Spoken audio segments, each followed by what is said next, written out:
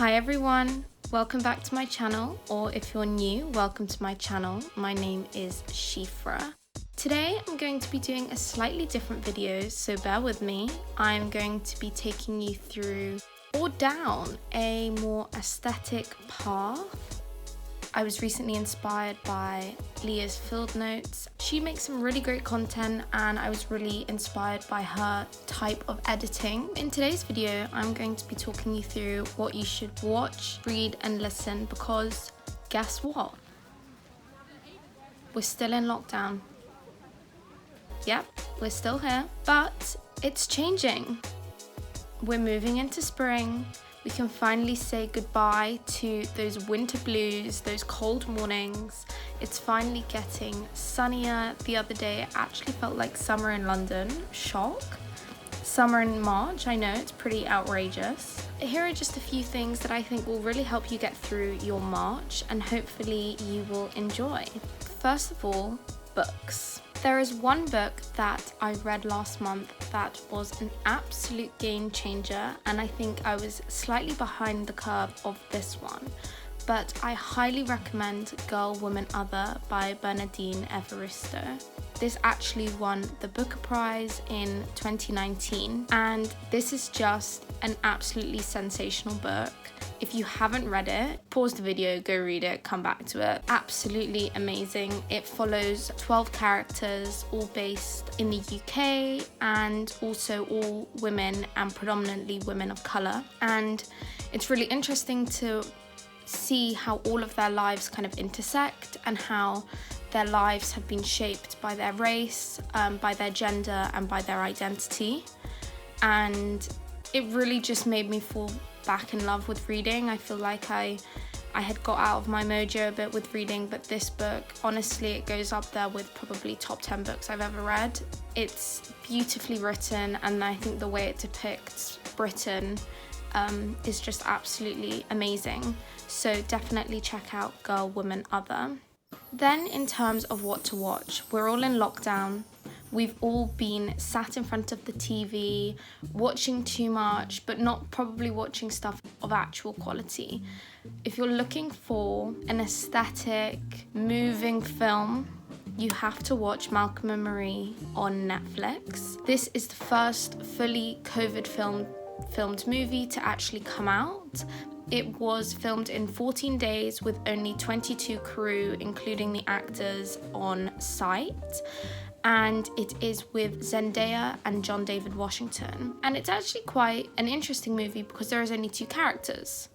And my brother and I were speaking and we were saying, what other film do you know where there is actually only two characters based on one location? So it is quite an interesting premise, and I think it kind of relates quite well to our situation of lockdown, of being in the house with a limited number of people. But it is so aesthetically filmed. It's filmed on Kodak film and it's filmed in black and white. And some of the shots, wow. I mean, I've said this before about different movies, but that is what I'd want my YouTube to be like. Just these sensational shots. And Zendaya is amazing. Her development over the movie has, like, the way that her character develops is just, you fall more and more in love with her as the film goes on. And also the soundtrack. I have been listening to the Malcolm and Marie soundtrack on repeat. There is one song, I Forgot to Be Your Lover, which the opening bar is just, oh God, it just makes you want to dance and sing straight away. So if you have Netflix, definitely watch Malcolm and Marie. But if you're looking for a few other films to watch, I highly recommend I Care a Lot, which is on Amazon. Rosamund Pike is in it, and she actually won a Golden Globe for her performance. And it is a loosely dystopian film, kind of a psychological thriller. And if you're looking for something that will freak you out a bit, definitely watch it. It does get a bit ridiculous by the end, but I mean, you have to be here for it some of the time. And in terms of documentaries, both of these documentaries I'm going to recommend are on Sky. So if you don't have Sky, maybe check out an online streaming platform, but I highly recommend Framing Britney Spears, which is actually by HBO, and the Tiger Woods documentary. Both of those really great. I love a documentary, and the Framing Britney Spears one will really make you, I mean, both of them really make you think about the press. And I mean, currently we're obviously living through Meghan and Harry and the fallout of the way that they were treated by the press. And I think it's really interesting to see how there is such a clear correlation between famous people's kind of downfall and their treatment by the press. And finally, what to listen to. So podcasts, as you guys know, are my absolute savior. I love a good podcast, and recently my favorite podcast has been How to Fail by Elizabeth Day. And she interviews a different person every week, and they talk about their 3 failures. And what I really like about talking about failure is it's something that people don't necessarily talk about.